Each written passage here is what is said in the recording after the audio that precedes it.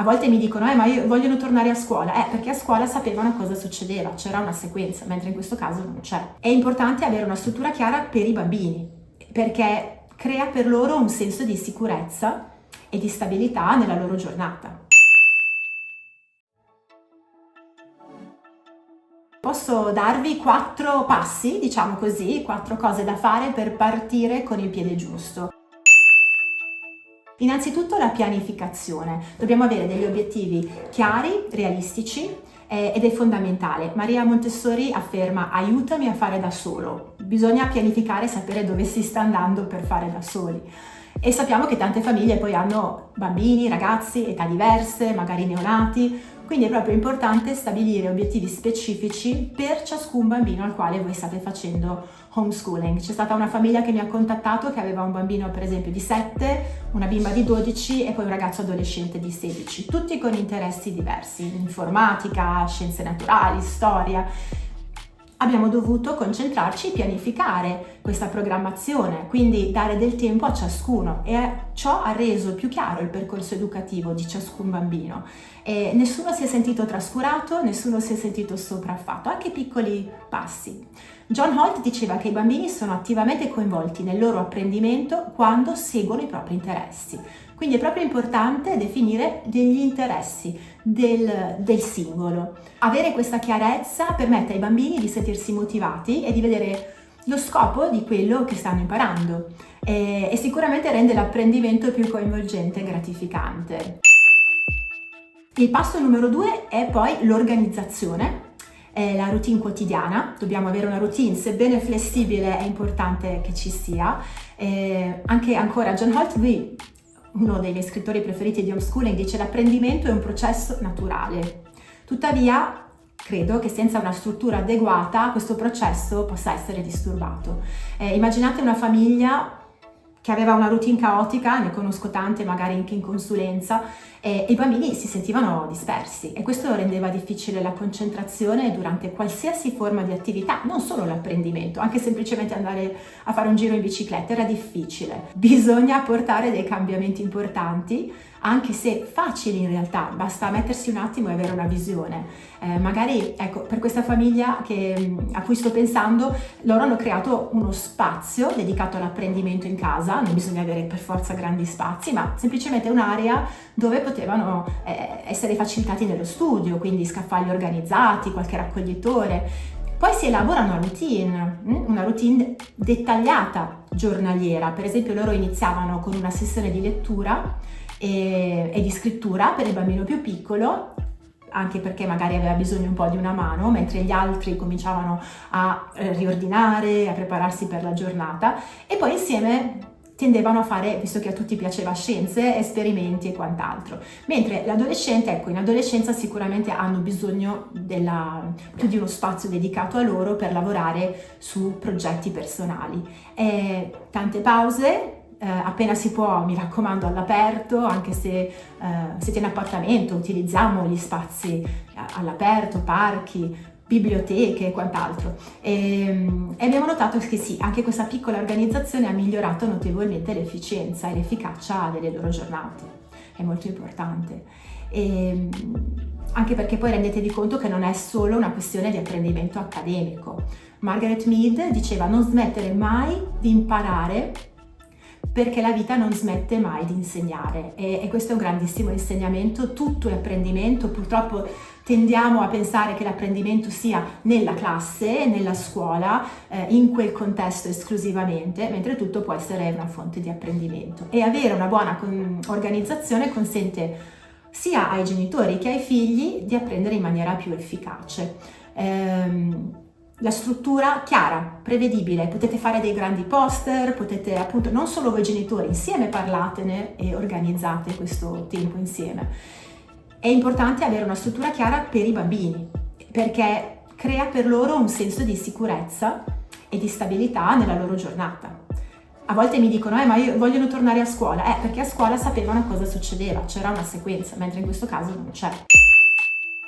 Mentre invece il passo numero 3 tratta delle emozioni, che sono importantissime, e la flessibilità e la comunicazione dobbiamo rimanere sempre in comunicazione attiva con i nostri figli. Murari diceva: l'arte è ciò che rende speciale la vita, e l'homeschooling è un'arte, ok? È un'esperienza emotivamente molto intensa. Un esempio concreto potrebbe essere quello di una famiglia, mi viene in mente, che aveva tantissimi momenti di stress e frustrazione, mi ci metto anch'io perché credo che nessuno è esonerato, e questi genitori non erano all'altezza delle aspettative della società, nonni, zii, chiunque, colleghi di lavoro che criticavano l'homeschooling, e i bambini spesso si sentivano sopraffatti dalle sfide accademiche che avevano, dai genitori, di riflesso. E in questo caso li ho incoraggiati molto a essere più flessibile, a essere adattabile, a non rifare la scuola a casa, perché se poi voi li togliete dalla scuola per ripetere test, verifiche, interrogazioni e quant'altro, non funziona. Ho suggerito anche a loro di creare degli spazi sia fisici che di dialogo, un dialogo però aperto, onesto, che magari non era stato praticato fino ad allora per mancanza di tempo. E loro hanno istituito delle piccole riunioni settimanali, e poi è diventata quasi una festa, dove ognuno poteva condividere le proprie preoccupazioni, magari fare dei suggerimenti, tutti venivano ascoltati, anche i più piccoli della famiglia che avevano 4-5 anni, e così appunto imparavano già da subito questa comunicazione attiva nella famiglia. Tutto questo è accaduto perché avevano tempo, cioè nel fine settimana non c'era la routine dei compiti a casa e riuscivano a dedicarsi a questi momenti importanti, e ha ridotto lo stress tantissimo, hanno rafforzato i legami familiari, quindi un doppio se non triplo beneficio. La gestione delle emozioni, sì, io credo che sia veramente fondamentale per creare un ambiente positivo di apprendimento, che ci consente di affrontare le sfide con un atteggiamento aperto e costruttivo, perché le sfide ci saranno, non è che possiamo esonerarci. E poi non è una routine, come dire, così fissa, no, assolutamente, deve essere flessibile.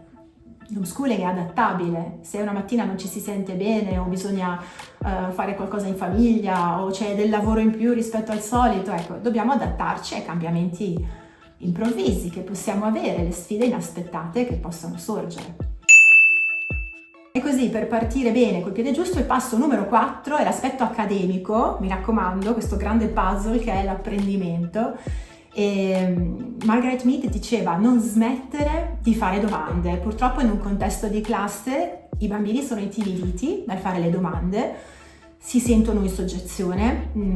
Io ho intervistato tantissimi bambini che dalla scuola sono passati all'homeschooling, e quello che mi raccontavano è che si sentivano male all'idea di alzare la mano e di mettersi in mostra, proprio perché non c'era comprensione, avevano paura di sbagliare. Mentre invece uno dei capisaldi dell'homeschooling, almeno in casa nostra, è che l'errore è necessario, l'errore è fortuito, l'errore ci aiuta ad imparare, e quindi cambia veramente un paradigma dell'apprendimento. Quindi non smettere mai di fare domande è un punto chiave del vostro homeschooling. Scegliete il materiale didattico che si adatta alle esigenze individuali dei vostri figli, quindi non prendiamo di default il libro della scuola giusto così perché ce lo consigliano. Alcuni di voi mi dicono: ma i miei figli sono annoiati, i miei figli sono demotivati. Ecco, probabilmente si sta usando un curriculum tradizionale, magari si stanno usando delle metodologie simili scolastiche. Noi personalmente abbiamo esplorato nuove modalità di apprendimento, cioè ci siamo messi veramente alla ricerca. Facciamo l'apprendimento basato su progetti, su argomenti che interessano loro, le visite didattiche ai musei, interagiamo con amici, risorse online, video didattici, tanta arte e creatività. Quindi questi bambini, come dire, in generale, se il genitore riesce a discostarsi da un tipo di approccio allo studio simil-scolastico, ecco, avrà bambini entusiasti di imparare. Magari si devono descolarizzare anche un po' i genitori, vero? E veramente è una questione di aiutare i nostri bambini a fare da soli mentre scoprono la bellezza del mondo. Io trovo che sia un'avventura intellettuale, dove ogni giorno è un tassello nel puzzle dell'apprendimento. Non sappiamo mai bene, no, quale pezzo ci capiterà quel giorno, ma se siamo pronti a coglierlo farà parte di questo meraviglioso quadro.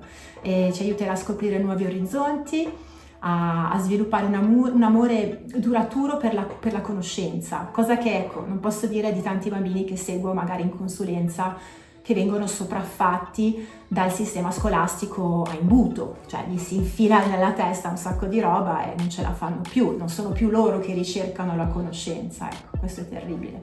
Dobbiamo veramente fare in modo che il nostro approccio rispecchi i loro modi di apprendere. Quindi, in conclusione, questi sono 4 passi e spero che sia emerso bene il fatto che il vostro homeschooling è un viaggio unico, è un viaggio affascinante. Se siete membri del network di EduPar, lo sapete già, siete circondati da una comunità straordinaria pronta ad offrirvi supporto e ispirazione per tutto l'anno. Quindi ricordatevi, siate felici, siate positivi e veramente sarete degli homeschoolers straordinari e non vedo l'ora di conoscervi.